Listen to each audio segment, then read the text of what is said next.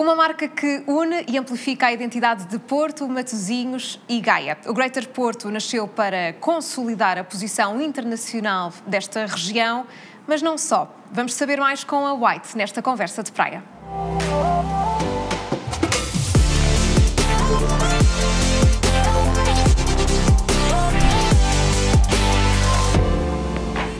Olá, eu sou Ana Filipa Rosa, sejam bem-vindos às Conversas de Praia. Estamos nos escritórios do iGroup, também conhecidos como Casa de Praia, e é com esta vista incrível para o mar que vamos conhecer o Greater Porto. Ora vejam. Some say the future is a place. We believe it is a region.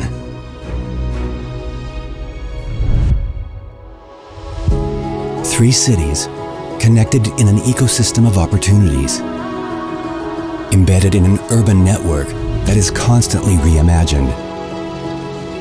Pioneers in overcoming challenges through inventive solutions, and an unprecedented dialogue that empowers the strengths of each unique city. A region that invites us to an ancient and charming past and welcomes a bright new future for its inhabitants, visitors, and investors. Together, we grow bigger, better, brighter. Together we become greater. Welcome to Greater Porto, a region of the future.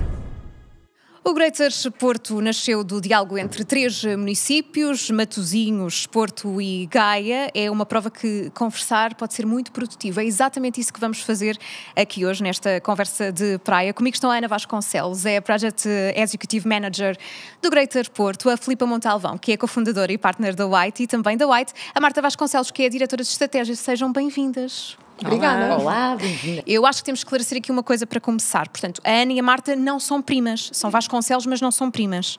Que tínhamos descoberto até à data, não é verdade? Marta, eu gosto tanto disto, não é? Eu acho este mito giríssimo. Eu sou uma pessoa que adora criaturas mitológicas e acho que eu e a Marta podermos ser primas é uma coisa engraçada, mas não. Ainda não descobriram, pelo menos, não é? Não.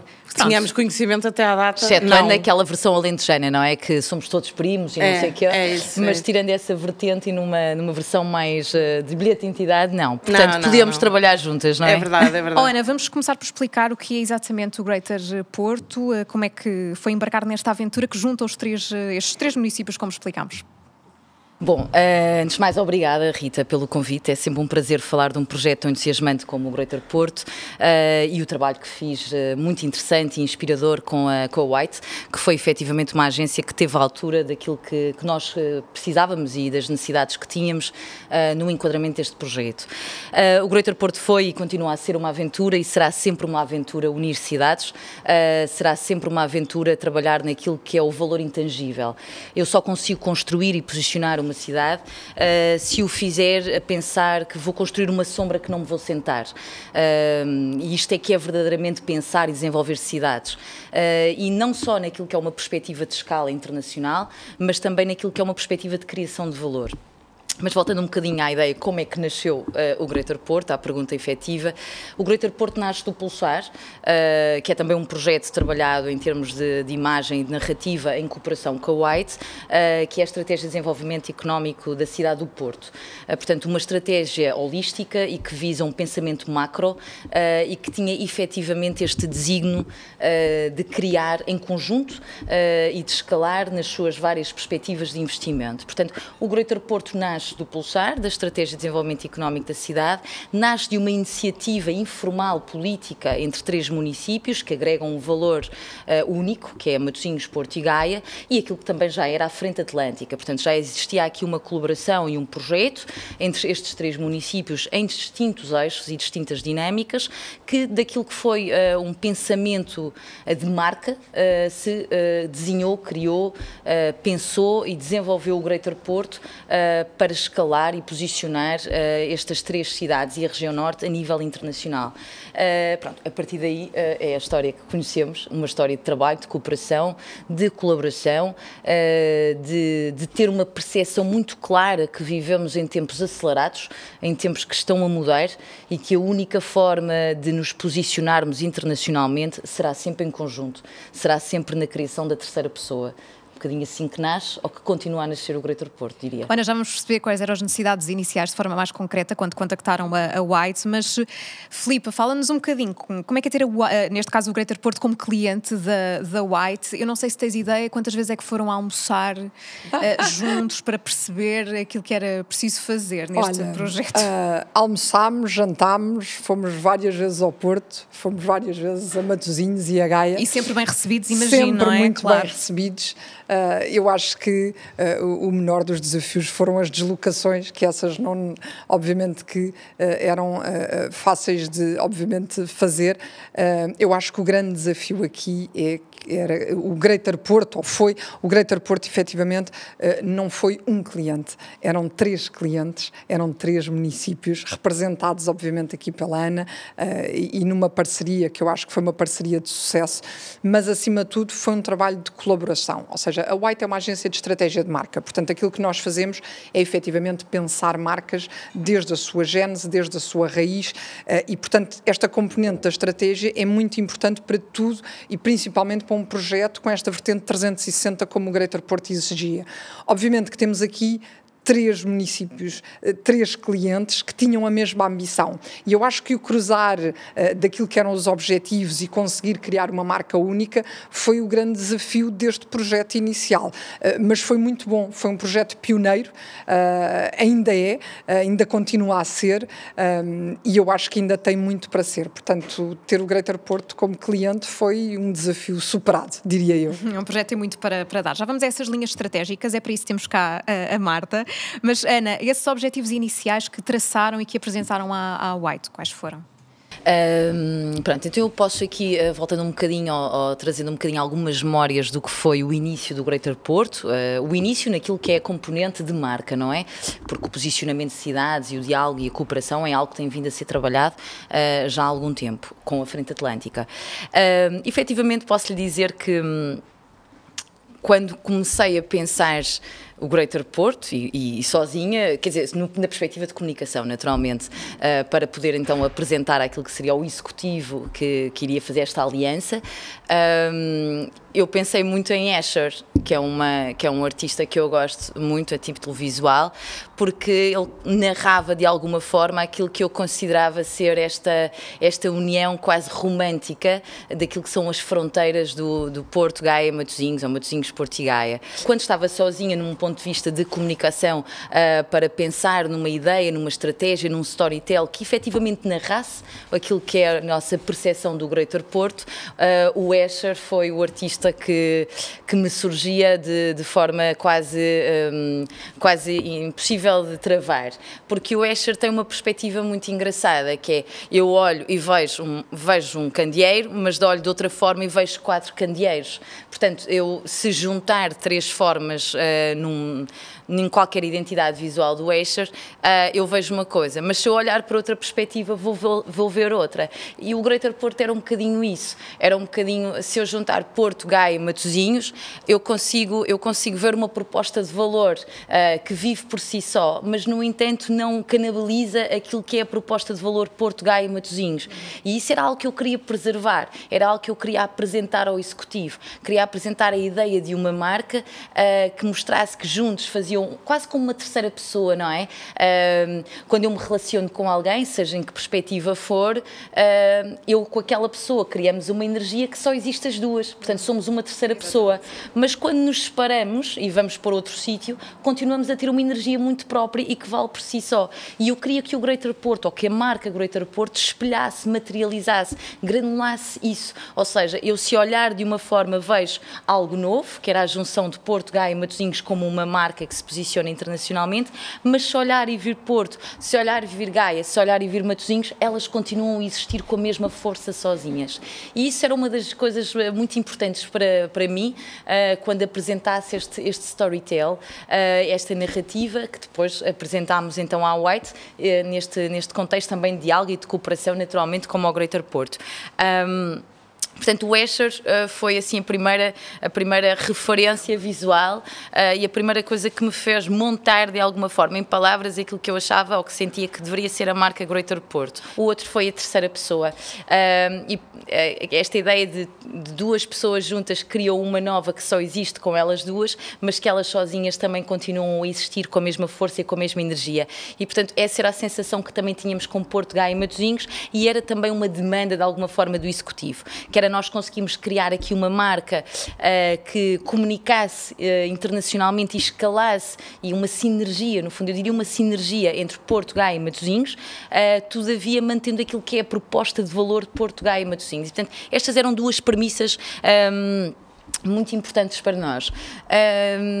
Depois, acho que havia aqui quase um certo romantismo. Acho que há um certo romantismo nos limites de Porto, Gaia e Matosinhos, que faz com que se crie aqui uma forma engraçada nesta história. Eu lembro-me também estar a pensar o Greater Porto num sítio, não sei se conhecem o Porto, se a Rita conhece bem o Porto, mas que é o edifício transparente em Matosinhos, que tem umas pizzarias e não sei o quê, e acho que isso tem há uma materialização do romance desta terceira pessoa Porto, Gaia e Matosinhos, que eu estou sentada na pizzaria e estou no Porto, mas estou a olhar para Matosinhos e eu, pelo menos a mim, isto parece-me algo tão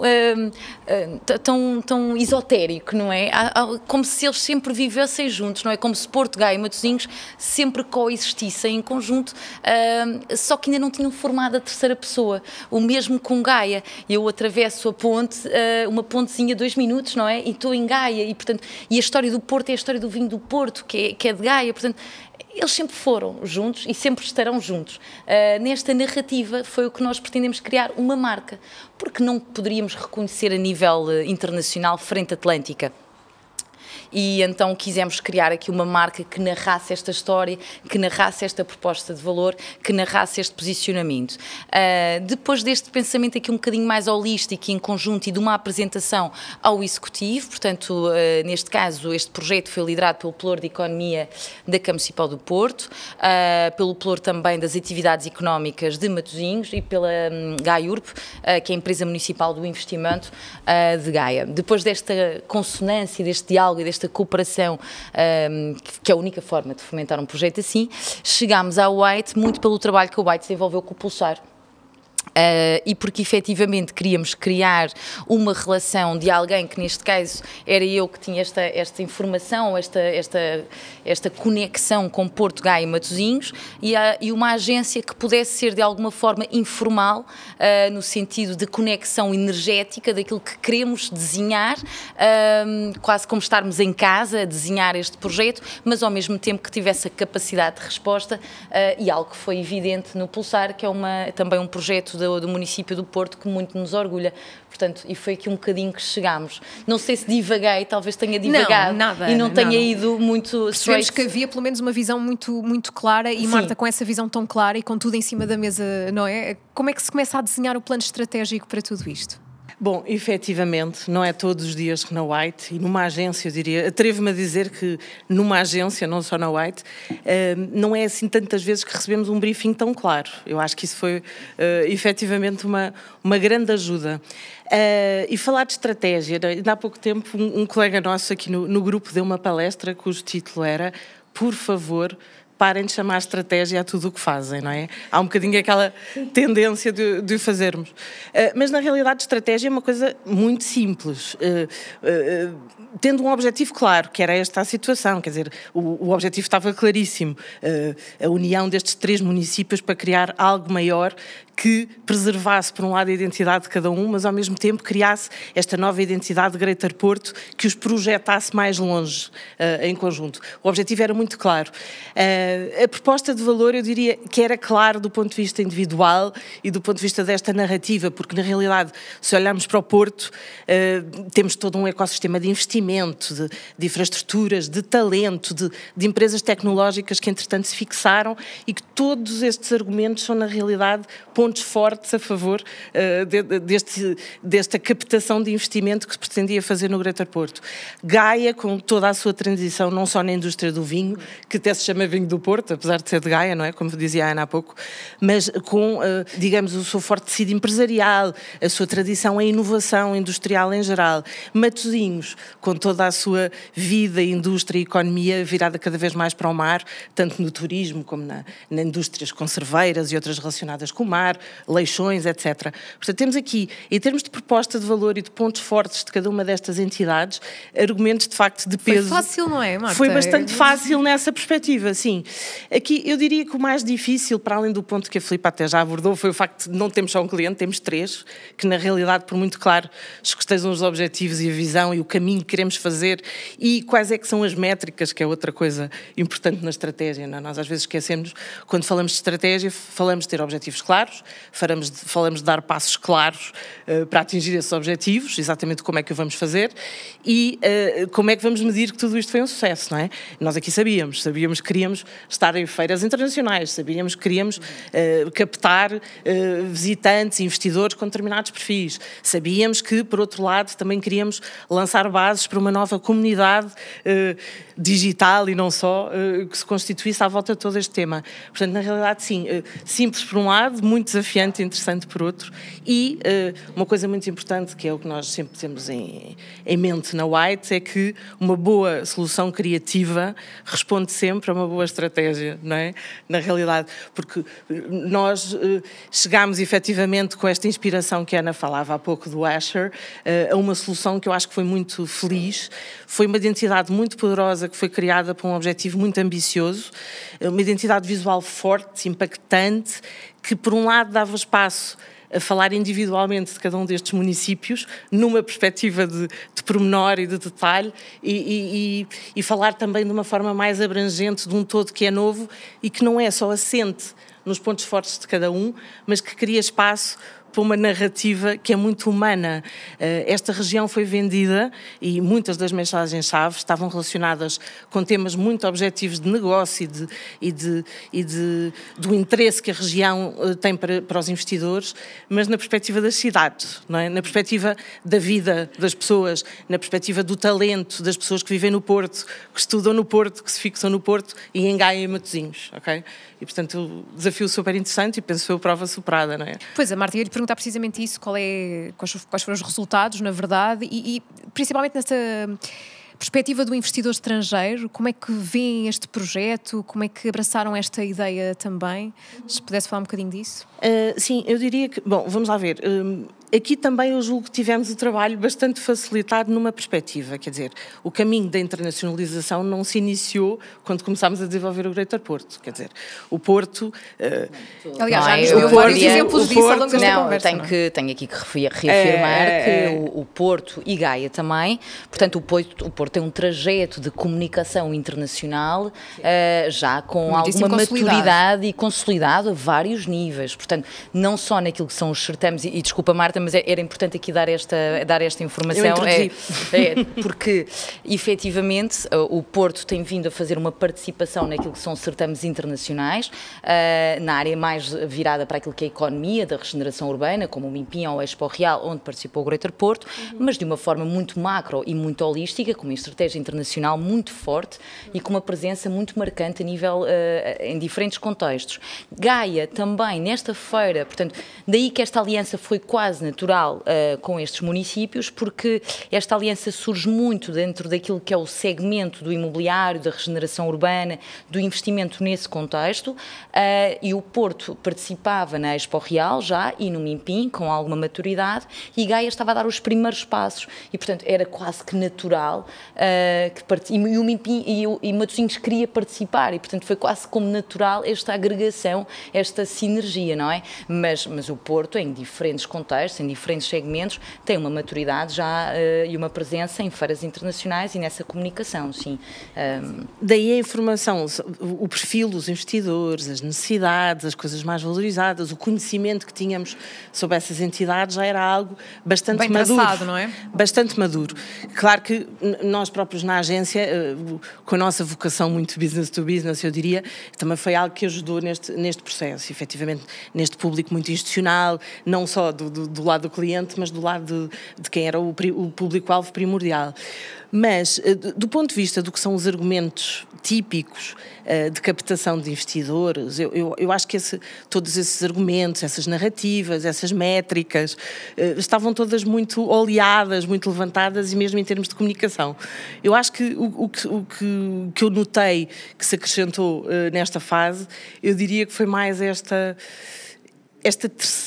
nova camada, não é, de comunicação. O Porto fazia um bocadinho isso, eu diria, mas de se vender este território de uma forma agregada, com umas métricas muito mais significativas para quem olha para estas coisas, porque muito mais quilómetros quadrados livres, muito mais pessoas qualificadas, muito mais empresas fixadas, muito mais nível de investimento, tudo muito maior, o que, aliás, eu penso que seria uma boa lição para outras regiões do país e também para as empresas, não é? Porque em Portugal, claramente, o tema de escala é um tema que existe quando procuramos internacionalizar.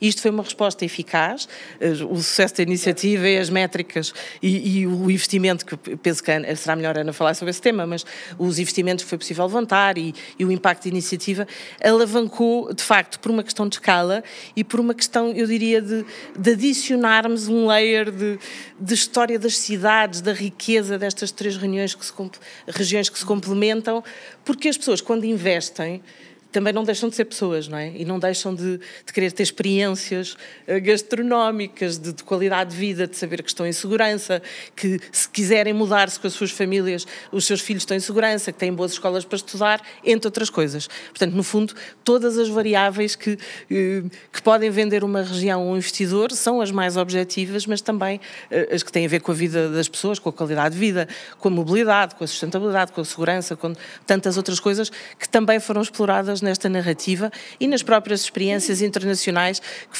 tentaram ser muito sensoriais também, não é? Sim, sim. E eu, pegando um bocadinho naquilo que a Marta disse, concordo plenamente, a vários níveis.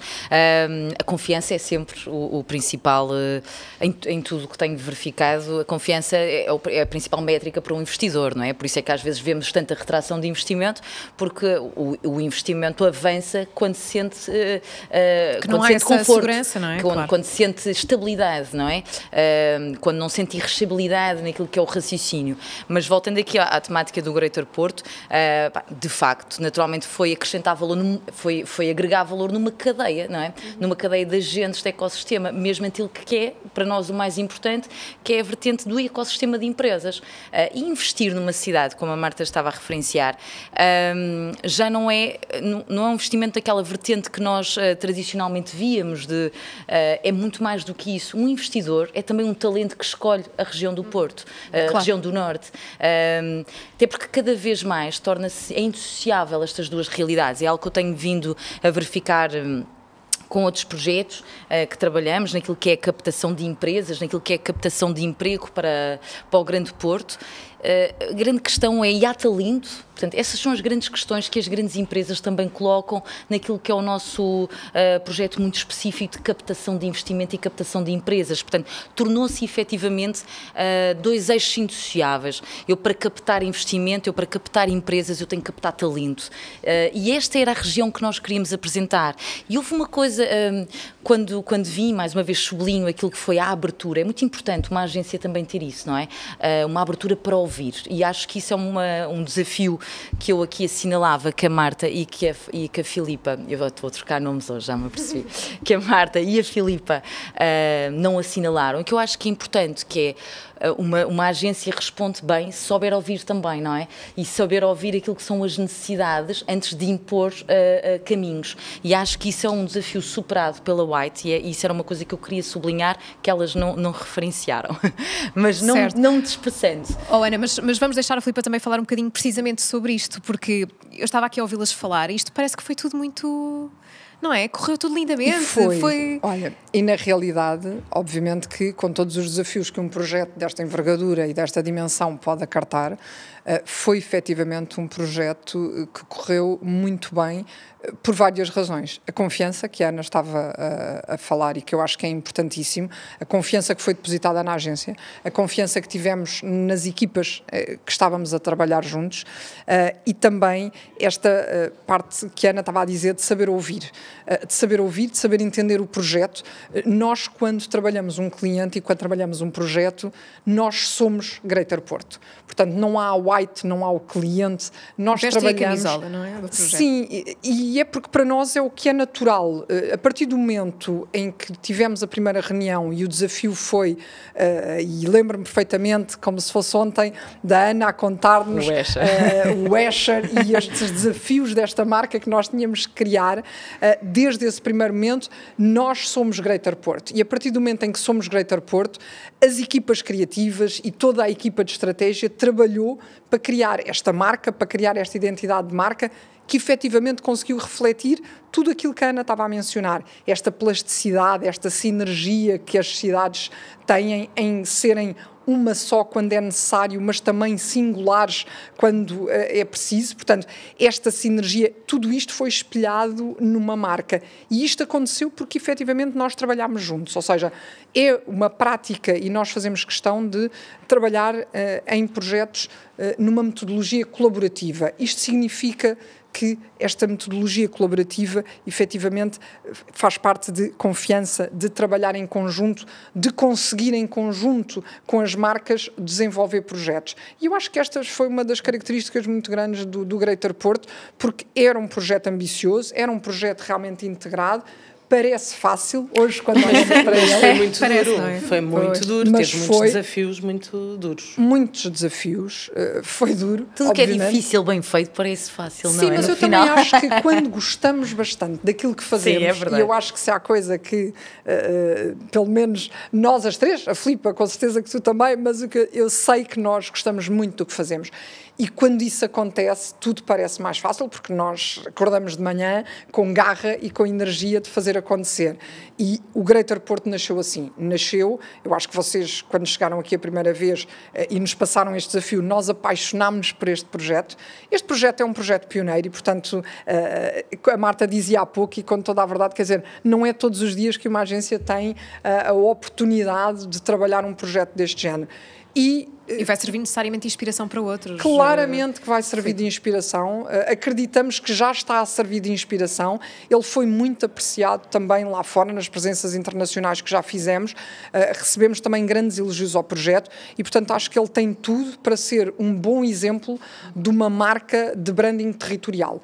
Ou seja, de como é que várias cidades se podem unir em prol de uma ambição maior e não tanto, obviamente, para seu próprio mérito, mas para mérito e para a ambição maior de uma região. Portanto, o balanço é muito positivo.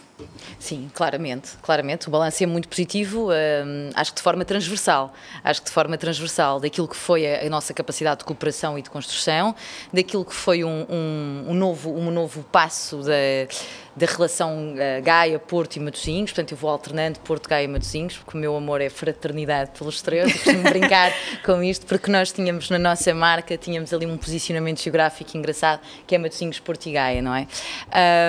E foi claramente um balanço positivo naquilo que é a construção, naquilo que é um pensamento de construção de cidades, de empresas, eu tive um jantar há pouco tempo com uma comunidade de empreendedores que se juntou a nós e eles foram incentivados e estão a criar projetos de fusão em conjunto. Porque dentro daquilo que foi ver os resultados da nossa presença no MIPIM, da nossa presença na Expo Real, e isto é de facto já um resultado, claro, a outro eixo, não é? De uma vertente não de territorial, mas de uma vertente empresarial, daquilo que é o ganhar na cooperação, naquilo que é o ganhar na construção do diálogo, naquilo que é eu agregar valor, não é? Eu pegar no meu valor enquanto cidade, no valor da cidade de Gaia, Porto e Matosinhos, e num projeto único, estrategicamente posicionarmos a nível internacional e ganharmos a escala naquilo que é naquilo que é a nossa comunicação, naquilo que é um posicionamento territorial e daquilo que beneficia uma cadeia de valor de diferentes agentes. E isso claramente foi já um resultado e um balanço muito positivo.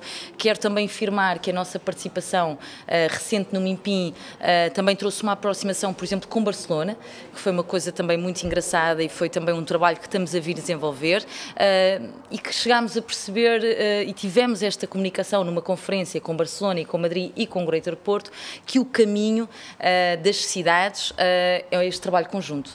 É assim que criamos hubs de talento, é assim que criamos cidades vibrantes, fervilhantes, com vários polos de atividade, cidades onde eu quero viver, cidade onde eu quero investir. Eu tenho que sentir que quero. Eu quero viver naquela cidade, eu quero investir naquela cidade, porque lá acontecem coisas, porque é uma cidade que me permite ser, porque é uma cidade em que eu tenho uma liberdade de pensamento, uma liberdade de movimento, uma cidade onde eu arquiteto o futuro e mantenho o passado. E essa é uma cidade, é uma região, é uma área, é o Greater Porto.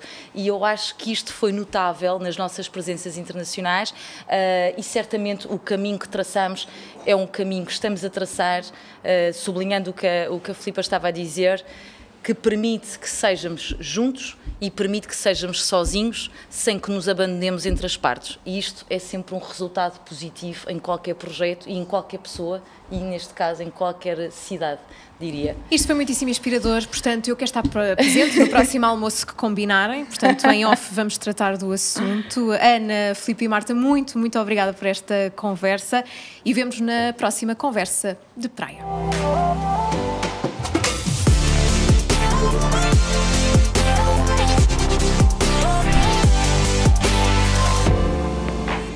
A Tetra Pak desafiou os portugueses a reciclar para ajudar a Federação Portuguesa de Bancos Alimentares contra a fome. 702 toneladas depois, 35 mil litros de leite doados. Vamos conhecer esta campanha com a ajuda da Bloomcast nesta conversa de praia.